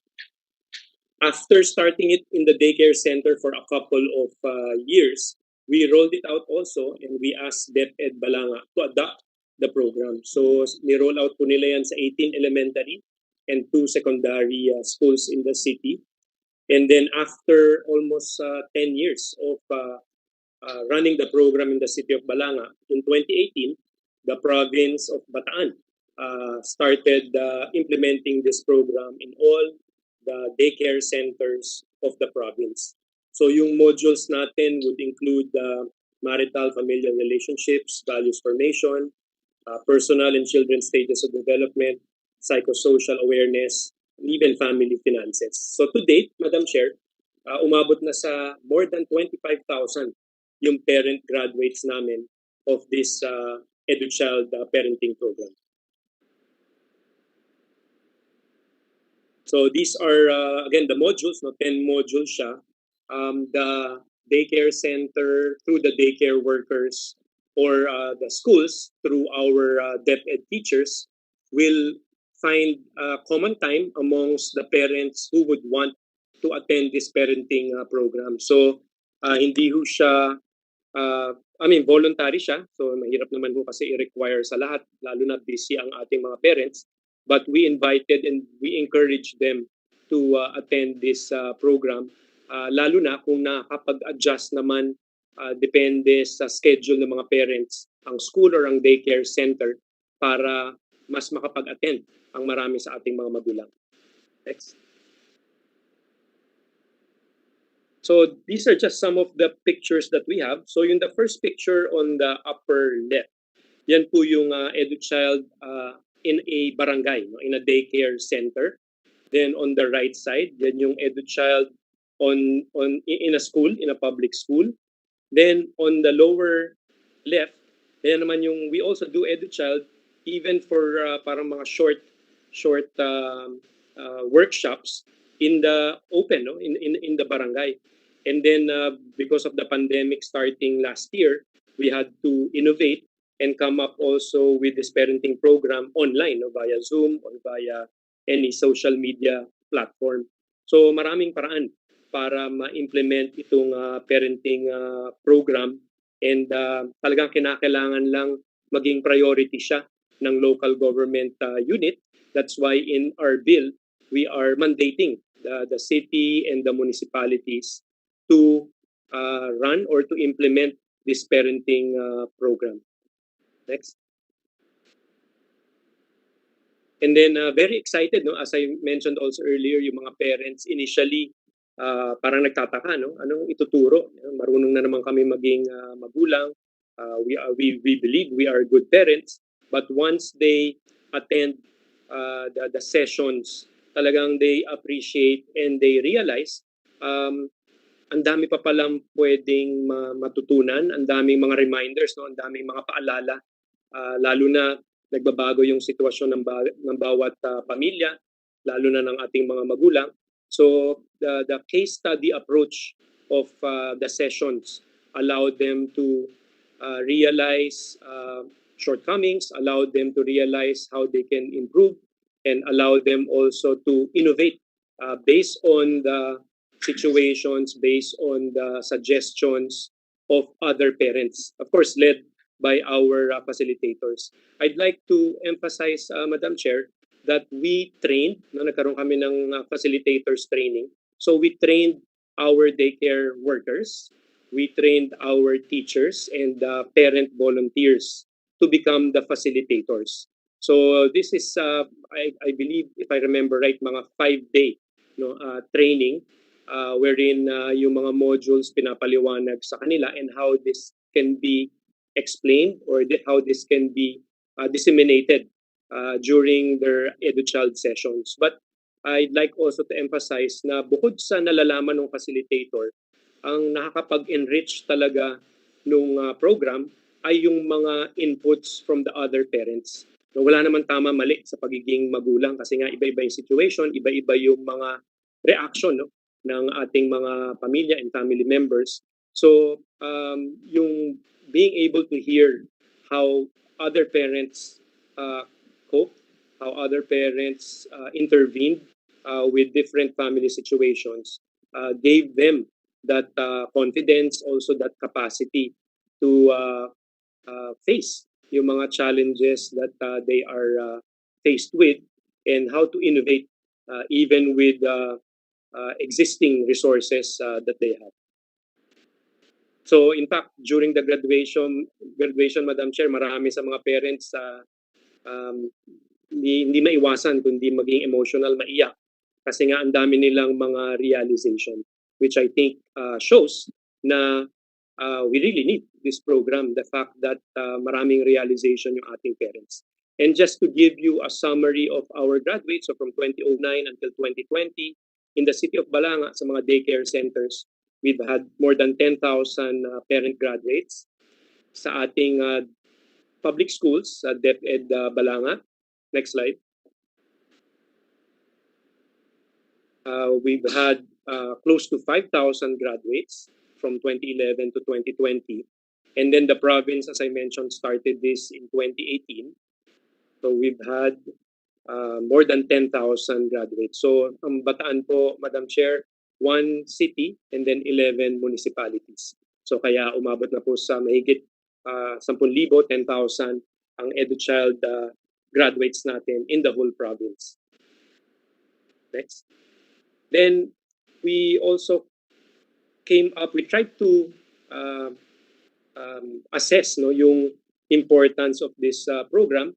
Kaya ang ating City Social Welfare and Development Office came up with a report after 9 years of running this program. They did like sort of a survey, and we can give you the actual results, Madam Chair. So in conclusion, it heightened the awareness of the parents' sense of responsibility with regard to their children. And dito rin nakita namin, dahil empowered yung ating parents, nag-drop din yung cases sa ating mga barangay ng CCL, na-empower din yung ating mga barangay council dahil aware sila dun sa mga modules na tinitake up ng ating mga parents. Kaya mas naging madali rin yung kanilang pakikipag-usap sa ating mga parents in the barangay. Next. Then in schools, in DepEd, they also came up with a study. So sa mga parents na nag-edu child, 20.5% of their children were recipient of academic honors. No, then 8% of secondary school students who were under edu child parents also received academic honors, and then 100% ang promotion rate, and dropout rate was also 0. So completion rate and graduation rate of children with parents na nag-attend ng edu child were both 100%. Next. Then we just to show also the profile, at least yung sample profile ng mga parents natin sa Balanga. At principal in the city also came up with this study. I'd like to share yung profile ng mga parents attending edu child. Next. So yung age would be mga 30 to 40 years old, mostly female, although we'd really like to increase the number of male. Panay ang alibay po ng mga asawa, yung mga lalaki ay busy raw sila sa trabaho. No? But we're trying our best to make them attend. Pinakamaganda pa rin kasi dalawa sila nag-a-attend para dun pa lamang first hand nadidinig nila yung mga modules, yung mga natututunan nila yung mga modules, nadidinig nila yung mga sessions, and first hand na pag-uusapan ng mag-asawa. No, kasi ibang-iba po, Madam Chair, kung yung female or yung nanay lang ang nag-attend, and then kukwento niya na lang sa asawa niya kung ano yung mga napag-usapan. Of course, what we want, both parents sana will give time for this program para talaga ma-resolve and ma-improve yung kanilang families. Next. Then in terms of educational attainment, so majority high school to bachelor's degree, and then pagdating naman sa income, middle to lower income bracket yung mga parents that attended. I believe these are also the parents that are attending that have children in our daycare centers and our public schools. Next. Then figure 5, of course, most are married. In fact, majority of them are married for 10 to 20 years based on the profile. And then based on the modules, which is figure 6, malaki po yung naging improvement nga based on the modules. And at least in Bataan or in Balanga, ang pinaka-paborito na module ay yung moral development and spiritual development of children. Pag yan yung pinag-uusapan, medyo mas engaged yung ating parents. Next. Then lastly, Madam Chair, we also got our state university, the Bataan Peninsula State University, through the College of Social and Behavioral Sciences. Again, we will furnish the committee with a copy of this study on how we can further improve, how to assess, and how we can further improve edu-child. Next. So lumalabas po that again, it's very effective in producing outcomes, healthy outcomes for the children, parents, families, and community. Yung positive parenting behaviors are malaki yung impact sa kanila pong mga pamilya. And then yung recommendation is yung competencies of effective parents that facilitate the optimum growth of children. So we have to identify and continue to look for which competencies are needed by our parents. And then yung factors that ensure the success of parent effectiveness programs, nandun din po yan sa study. And then factors that ensure also the sustainability of their impact. Lastly, Madam Chair, just want to share, we were able to have more than 25,000 graduates through the daycare centers and the public schools without really an additional burden or financial assistance or financial subsidy from the local government. So, Madam Chair, lumalabas itong ating daycare workers kasi it really is part of their work to help the parents, not only the children. And the same way with the teachers. So, alam nila yung partnership, yung mahalagang partnership na parent and student to be able to be successful on a daycare level and even on a basic education as well as higher education level. So, they did this. They set aside time to hold edu-child parenting sessions after school, usually after school or weekends. So our teachers, our daycare workers, even without allowances or mga dagdag na sweldo, they did this so that they can help the parents. And then when they help the parents, they saw and we all saw how the performance of the children improved in schools, both in daycare and as well as grade school and high school. So, Madam Chair, ay gusto ko lang emphasize yun kasi hindi kinakailangan maging magkaroon ng malaking burden sa local government to run this program. In fact, this is very much part of the objective of our daycare centers and our schools, our public and private schools. That's why we can really integrate this program to the schools and the daycare centers so that maging mas maganda yung resulta ng lalo na ng pag-aaral ng ating mga anak from the time that they're very small, mga young age until they're teenagers. So that's it, Madam Chair. Thank you very much for allowing us to share our experience in Bataan and in the city of Balanga. Thank you very much, Rep. Joet. Tulad kanina na the power of the story of Rafael na pinresent ni Miss Ariel ng UNHCR, ito naman kapipresent nyo lang na story din sa slides. It's the power of an example.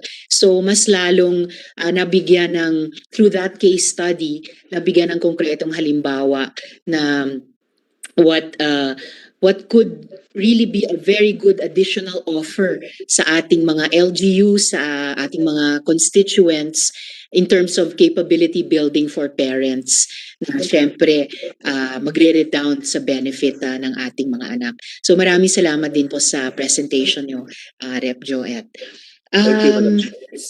Thank you so much. So I'd like now to open the floor to my colleagues should they have any questions they'd like to ask our resource speakers. Sen Lito, meron po ba kayong follow-up questions sa ating mga resource persons?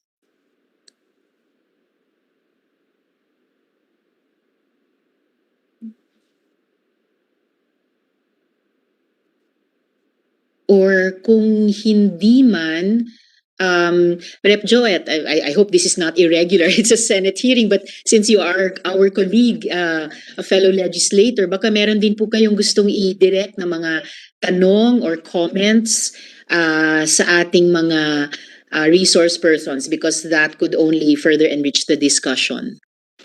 Madam Chair, siguro para rin madinig natin from DSWD, ano kaya po yung naging reason, what do they think was the reason why yung TESS, which is a program of DSWD na devolved naman sa ating mga local government units, ano yung naging challenges? Bakit hindi siya talaga na fully implement ng majority of our local government units? Thank you, Rep. Joel. Yes, Director Wilma, pwede po kayo po yung sumagot noon? Okay, maraming salamat, Madam Chair. Kay Kong Joet, I'm very happy to hear the presentation on the edu child. Tama po yung sinabi ni Madam Chair, this is an example of a power of example of a local government unit who spearhead a service or a program in their locality that would be long-term, at the same time developmental to the citizenry, basically for parents. Doon po sa katanungan na kasi na-devolve po siya talaga to local government unit, we assume that since devolution, kambal po siyang serbisyo sa atin pong child development centers. Now, ECCD ang konteksto. So, yun pong mga daycare centers provides learning for children. At the same time, Madam Chair, ako po kasi implementer ng DSWD, the Parent Effectiveness Service. Kasama po yan si Jess Farr ng UNICEF. And so, the reason we're passionate about it, mukha po ang pinaka-challenge, and not all local government units were able to pick up that it should be implemented the same way or in parallel with the child development centers, na meron na rin tayong supplementary feeding doon. The main challenge there, Madam Chair, is that of nag-iisa yung local social welfare and development officer doon, implementing a lot of programs by the LGU. At the same time, they need to train, of course, yung sinasabing tawag namin noon, PES volunteers, now PES facilitators. So medyo they need some funding. And they need to advocate this to the local government unit for additional funds. Yun po yung nakikita namin challenge, number one. Number two, yung pong development ng iba pang printing and development of some IEC materials. Simple, readable, translated in the local language, yung mga IEC materials that they need to use when they deal also with the parents. So yun po yung mga ibang kakulangan at challenges but I have seen a lot of local government unit na mga governors, city mayors and mayors na very passionate po to look at this program in tandem with ECCD, at the same time Parent Effectiveness Service. Medyo malaki po ang sakripisyo ng implementer dito kasi kung couples, isa sa challenge, kung couples po yan, they are very busy in the Monday to Friday work or even at night for those who are on a night shift in factories, especially in Rizal, in some other parts in Metro Manila where there are a lot of factories. So the only sessions that they can give or time they can give is Saturday and Sundays where the couple will be there. So talagang Sabado, Linggo sa hapon, yan po yung panahon na nako-conduct po yung parent effectiveness sessions with couples. Katulad po na sinabi ni Kong Jopet kanina, kung wala po yung babae, yung lalaki kasi nagtatrabaho, yun na lang pong wife ang nandyan at ifini-feedback niya. And there are mechanisms in the program where they do feedbacking because there's a feedback form that they have to do and feedback also to the spouse. Yun po yung pwede kong masabi na mga challenges na nakita po ng DSWD in implementing the parent effectiveness service. Kaya napaka-passionate po kami na if we imagine that the whole country in 80 plus provinces and how many municipalities in the country would be aware and support parent effectiveness in most barangay where there are daycare centers, because there's a barangay law that there should be a barangay daycare center in every barangay. So malaki pong future ng Pilipinas for having a mapayapang pamilya, maligaya, masaya at malusog na tahanan at pamilyang Pilipino. Thank you, Mr. Chair at Madam Chair. Thank you rin, Director WILMA. Actually, dun sa tanong ni Rep. Joet kanina, tapos yung sagot ninyo sa kanila, what started to play at the back of my mind was yung sinabi po niyong maybe some unintended effects of the local government code. Masyado na nating nakita yon at magkasama rin kami ni Rep. Joet dyan sa health sector. Kaya nga sinulong namin yung Universal Healthcare Law para magamot yung unintended na fragmentation ng healthcare system. Ngayon, dito naman po sa panig ng parent effectiveness, diba, lumabas na kanina dun sa salaysay ni Rep. Joet na how they built on the ECD in Balanga City and then later in the whole province of Bataan. Ngayon parang mas na-appreciate ko lalo itong mga bills natin na dahil nga bukod sa health at agriculture, na-devolve nga rin po yung social welfare and development. Now we have some LGUs like yung sa City of Balanga, nag-pioneer dito sa parent effectiveness, and now dahil mapalad sila na one of their former city mayors is the representative, sinusubukan through legislation tulad nung ginawa namin sa UHC law na i-offer din itong parent effectiveness program sa lahat ng LGUs nationwide na magkaroon ng if not force of law but yung suporta, may legal mandate and hopefully sufficient funding support. Kasasabi lang ni Rep. Joyt, hindi kailangan ng dagdag na finances, pero sinabi niyo rin naman, Director WILMA, na at least for development and printing of IECs and maybe better compensation sa ating mga daycare workers, yung ating mga guro who are, sabi nga ni Rep. Joet, working after school hours, on weekends, na this could be another resource, capability building resource offered sa ating mga LGUs at yung constituent nilang parents. I don't know, and Rep. Joet, while we have you with us, gusto ko rin balikan yung ilang pang mga department who may want to make additional comments dito sa ating parent effectiveness bills.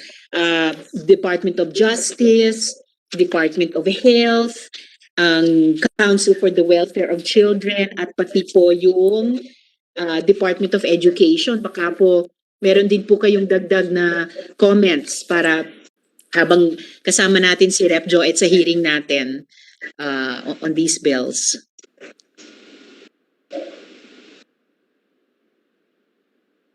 Madam Chair. Yes, please, Rep. Joet.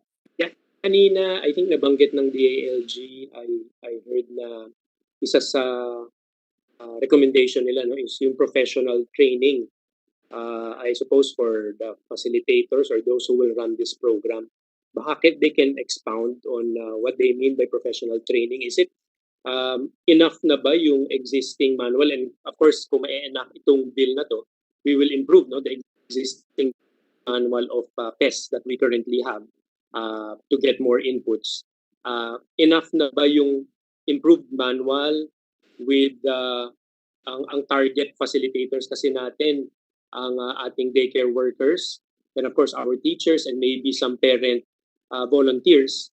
Do they think this is enough to implement this program? Kasi they mentioned kanina yung tungkol sa professional training, if I'm not mistaken. Yes, salamat, Rep. Joet. Usec Marjorie, would you like to comment po on that question of Rep. Joet, yung feedback po ng inyong department sa mga existing manuals natin.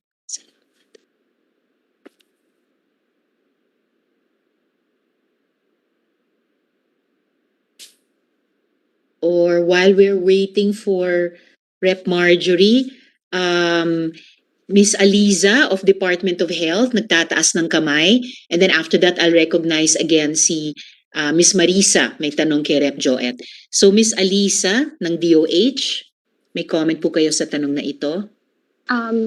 Madam Chair, we would just want to express the support of the Department of Health as well as raise concern. Then I question mostly for Congressman Joet Garcia. So for the position paper of the Department of Health, we support House Bill number 8559 and Senate Bill 1985, which seek to institutionalize the Parent Effectiveness Service Program to assist parents and guardians in strengthening their knowledge and skills on parental duties and responsibilities, and of course, fostering affirmative early childhood development, among others. We of course, we recognize that parents and guardians play an important role in promoting child's growth and development. So to reach full potential, children need a secure, safe, and loving environment accompanied with proper nutrition and stimulation from their parents or caregivers. In the early years of life, these will help children develop and prepare for school, grow healthier, and prepare them to participate fully in the society. So we reiterate that the department interposes no objection to the passage of these measures, and we would like to provide some recommendations for the consideration of the committee on these bills. So first one is we recommend to include a provision on the conduct of mixed method teaching styles, such as availability of or financial support to online learning to mitigate risk of face-to-face interaction during unprecedented pandemics. And number two is to create a promotional plan at the local levels to outline methods and strategies in ensuring high participation rate of parents and parent substitutes in the program. We would submit an official position paper po to the committee. And Madam Chair, may I be allowed to ask questions po for Congressman Garcia? Well, if Rep. Joet will accept them, tumatango naman si Rep. Joet. Please proceed, Ms. Aliza, before I call Ms. Marisa. And then tokayo ni Ms. Marisa, si Ms. Marisa Grande ng PSA. Okay, please proceed, Ms. Aliza. Thank you, Madam Chair. So I just have two questions po, Congressman Garcia. And of course, we are very happy and we commend the initiative of Balanga, City of Balanga with the EduChild program, as we recognize the important contribution of parent education to the health outcomes of our children. So my first question, sir, is what were your challenges and how were you able to address these challenges in terms of conducting the online EduChild program? And then my second question po is how were you able to engage our parents and increase participation rate in your city? I recognize po na you have low male participants, but I really commend that a lot of parents were able to participate in your program. Those are my questions, Madam Chair. Thank you po. Thank you, Ms. Aliza. Yes, please, Rep. Joet. Thank you, Madam Chair, Ms. Aliza. So yung challenges, like what I mentioned earlier, it's convincing and making the parents realize that they should set aside time for this very important program. Again, we were all born thinking, or we became parents thinking that we're good parents. Kasi nga, we learned from our parents and our lolos and lolas. But we all know that they're so, because we're so busy, because our times are changing, we really need capacity building. We really need lalo na yung sharing of how to approach certain challenges. By how did we engage? I guess malaki yung role, Madam Chair, at least in our experience, yung presence ng mga leaders in being in a way the face or the promoter of this program. Siyempre, iba po, Madam Chair, kung bumababa sa barangay, yung ating mga konsehal, yung ating mga vice mayor, of course including the mayor, and they're the ones trying to gather or trying to encourage our parents to attend. Siguro ang kagandahan din nun pag nandun si konsehal, si mayor, si vice mayor, yung mga pangangailangan ng parents, pwede rin nilang ipaalam no sa ating mga leaders. So yung initial technique or initial way of engagement was key in making the program para magkaroon ng groundswell of support. So kasi after naman makapag-attend na ng parents nung initial modules, then napag-uusapan na sa barangay na very helpful and nag-enjoy sila. And in fact, maraming natulungan. No? May mga dumadaan sa mga kasalukuyang problema na natulungan because of the session, because of the inputs, mga kwento na nadinig nila during the session. And I'd like to emphasize also, Madam Chair, remember the parents are the first caregivers and the first teachers of the children kasi tayo yung tayo yung magulang, tayo yung panay kasama ng ating mga anak. So very important na alam ng mga magulang na sila yung unang teacher and unang caregiver, na hindi lang basta pwede ibigay sa school, hindi lang pwede basta ibigay sa health center yung pangangalaga ng kalusugan. So meaning kailangan ma-practice muna ng parent yung pagiging healthy para maturo niya talaga yung health sa kanyang mga anak or yung health promotion sa kanyang mga anak. And dito po, Madam Chair, gusto ko banggitin na dahil meron kaming parenting program, yung advocacy ho natin pagdating sa anti-tobacco, smoke-free, yun yung malaking nakatulong. Kasi if you just come up with an ordinance to promote smoke-free environment and to tell smokers to try to remove the habit or to lower yung smoking prevalence, it might not be that effective. Pero kung nakausap mo yung magulang diretso, yung nanay, yung tatay, and told him or her na yung paninigarilyo sa bahay, yung epekto niyan, and yung kahalagahan na yung anak natin habang lumalaki magkaroon na ng healthy lifestyle, parang dun, Madam Chair, na pag-connect yung ating mga programa. So I sincerely believe, Madam Chair, yung EduChild Parenting Program, our parenting program, was the key in the proper or in a way successful implementation of many of the programs of the city kasi meron tayong direct engagement with the parents, with the leaders of the family. Yun po yung realization namin. So I believe without the parenting program, without our engagement with the parents, various programs that we have on environment, on education, on health, won't be that successful. Kasi yung nag-e-echo ng mga programa ng city, lalong nadiin because our parents were capacitated. So yun po yung malaking bagay. And then yung challenge, of course, ngayon online, ibang-iba talaga yung face-to-face. No? Mas nag-e-enjoy yung mga magulang sa face-to-face, bukod sa merienda, nakakain ng merienda, mas nag-e-enjoy talaga at mas nakikita nila no, yung agony or yung happiness ng mga kwento na galing sa makapwa magulang. But still, I believe rather than stopping the program because we have a pandemic, tingin ko po, hinahanap din ng mga parents ngayon dahil I'm sure ang dami po nilang pinagdadaanan, ang dami nilang tanong, ang dami nilang worries. Kahit na online, tingin ko po napakalaki yung tulong na meron silang napapakinggan at meron po nakikinig sa kanila sa iba't ibang mga pinagdadaanan ng mga magulang natin, lalo na ngayong panahon ng pandemic. Thank you, Madam Chair. Thank you, Rep. Joet. So yes, and speaking of merienda, in about 6 minutes, lunchtime na. Pero tamang-tama, meron tayong isa pang tanong kay Miss Marisa para kay Rep. Joet. And then, kanina nagtataas din ng kamay si Miss Mariza naman ng Philippine Statistics Authority. So please, Miss Marisa. Yes, thank you, Madam Chair. Rep. Joet, thank you so much for that wonderful EduChild preparation program that you have started for many years already. And I would like to ask, you have designed and contextualized your own module, and it seems that you take into consideration the challenges and the needs of the families in your community. May I ask, are you willing to give or duplicate your modules to be a pattern to other LGUs, cities, and municipalities? Well, medyo they are starting the preparation pa lang, and maybe this is a good start for them habang ini-improve pa nila ang magiging modules nila. That is one question. Rep Joet, can you answer?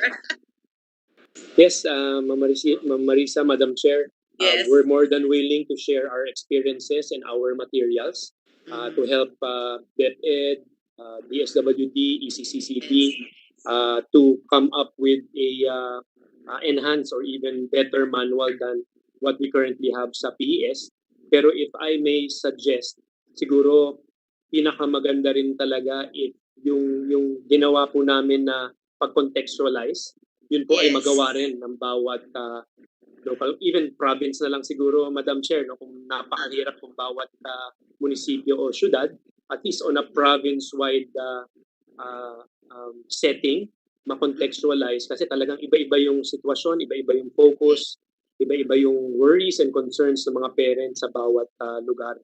Siguro yung format o yung framework on how we came about with contextualizing our manual, we're more than willing to share that, Madam Chair. Thank you. Madam Chair, Salamat, second Rep follow-up Joet. question Yes, Miss lang, Marisa. Madam Chair. O sige Yes, po, Rep- bago ko tawagin si Miss Marisa ng PSA. Yes, Okay, thank you. Miss Marisa. Rep Joet, of course, yung ating pong contextualization ng ating mga modules, of course, kasama dito yung best practices on parent effectiveness, child welfare, child development, ating adolescents, family health, education, social practices, and of course, ito pong importante yung parent effectiveness and child development must always be in that module. Ang atin po bang pwede ho ba natin ma-suggest that you can have a partnership with Rotary clubs in your vicinity, cities, or municipalities, and it can be a nationwide campaign because Rotary Club all over the Philippines, especially our district, District 3830, is very active, very aggressive in partnering with our LGUs nationwide. Will that be possible, Rep Joet?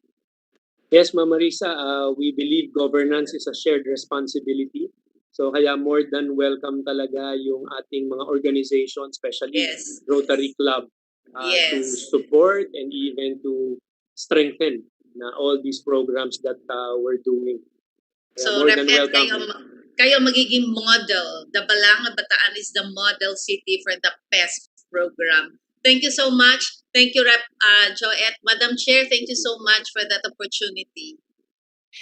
Thank you so much also, Miss Marisa and Rep Joet. Yan ang gusto ng chair, na yung isang bunga nitong mga pagdinig natin ay yung partnerships between and among stakeholders. So, mabuhay po kayo and all the best dun sa nationwide partnership between sina Rep Joet, City of Balanga at saka yung Rotary Club nationwide on parent effectiveness. And last but not the least, Miss Marisa ng PSA. Yes, ma'am, you were raising your hand earlier. And may I thank PSA because this isn't the first time na kayo talaga nagre-raise ng hand to contribute to the discussion. Napaka-importante talaga ng papel ng PSA because as several have said, gusto natin evidence-based yung ating policy making. So, sobrang pinapahalagahan naming mga mambabatas, kami ni na Rep Joet, Sen Lito, ang ambag ng PSA, no? Your statistics to advise us. Madam Yes, Chair. ma'am. Please proceed. Thank you, ma'am. Actually, we're conducting a training na sa RA 11222, yung Simulated Birth Certification Act. Currently right now, okay. So, just for actually, ma'am, honestly, we did not yet, I think, submit a position paper regarding this Parent Effectiveness Act.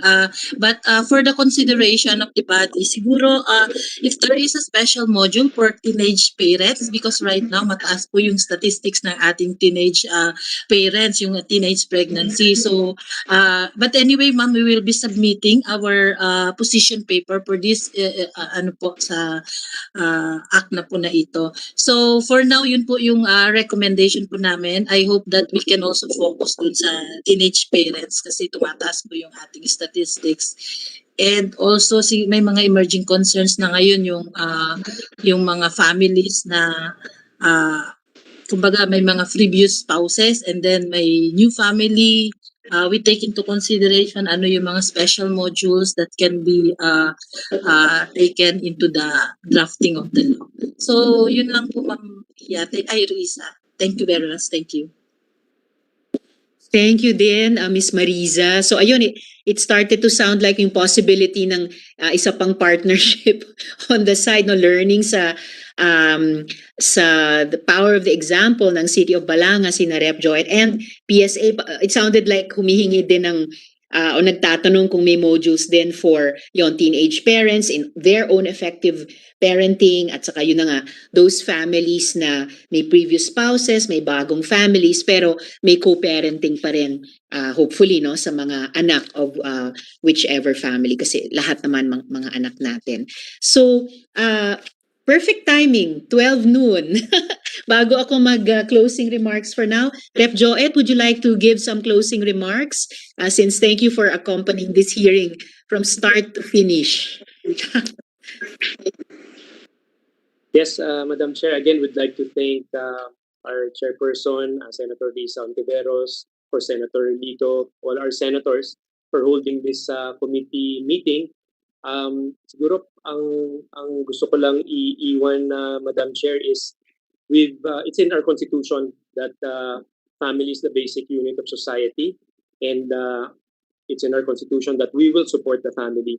But come think of it, so far, yung mga support na binibigay natin sa family usually are through health, through education, through various services. But yung actual na supporting the family by helping them, by capacitating them, most especially the parents, parang yun po, Madam Chair, yung missing link. We do have a program, ito nga yung PES, but instead of just making it just a program of DSWD, I think institutionalizing it and enacting a law mandating our local government units to run this program will really serve the purpose of putting the family a priority as enshrined in our constitution. So thank you very much, Madam Chair.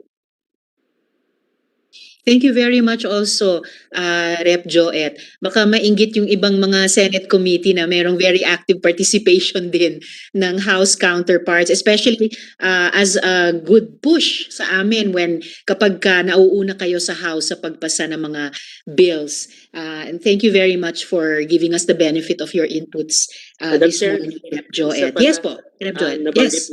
You were talking about yung mga bills. I'm not sure kung meron ng bill sa Senate, but yesterday approved na sa appropriation, so magsa-second reading na, yung permanent validity of birth, death, and marriage certificate. Kasi ngayon, di ba, minsan yung mga companies nagre-require, kailangan 6 months, nahihirapan yung ating mga kababayan, hindi naman nagbabago yung birthday nila, hindi rin naman nagbabago yung many of those data. So ito, we're now making a bill, hopefully maging batas, na kung ano yung original na birth certificate, na death certificate, yun will be accepted by all. And meron lang dun sa bill, Madam Chair, a way for them to verify kung tama. So meron namang provision doon, a way for them to verify kung tama.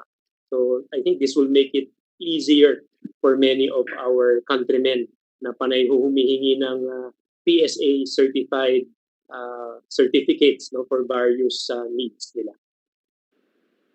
Thank you, Madam Salamat, Chair. Rep. Joet. And tamang-tama nabanggit nyo yung PSA. Andito pa sina Miss Mariza. Siguro pag-aralan namin with our COMSEC and yung policy staff ko kung saang komite kaya dito sa Senado naka-refer yun if ever. But thank you. That's a very interesting legislative initiative as well. We'll send you the copy, Madam Chair, also. Oh, please. Salamat, Rep. Joet. Thank you so much. Okay. So at this point, mga kaibigan, since tapos na po kanina yung discussion natin, in large part dun sa founding bills, nag-log out na si Sen. Lito, pero nagpapasalamat ang chair sa aking colleague sa kanilang aktibong partisipasyon. So at this point, the committee would like to thank every one of you, each one of you, for your insights and invaluable inputs that will help us enrich and refine the bills discussed today. Walang katapat ang kaalaman at karanasan na ipinamahagi ninyo ngayong buong umaga at napakalaking tulong nito para mapabuti ng komite ang paggawa ng committee report. So muli po sa lahat at sa bawat isa po sa inyo, maraming salamat. Ingat po tayong lahat and stay healthy. And Happy Women's Month. Miss Marisa at lahat pa ng mga kabaro, hindi ko na makita online but Happy Women's Month. Thank you, Rep. Joette. Thank you, Miss Marisa. And I'm so sorry, I almost forgot to say this hearing is adjourned. All right. Thank you, Madam. Thank you, Rep. Joette. Thanks, Miss Marisa.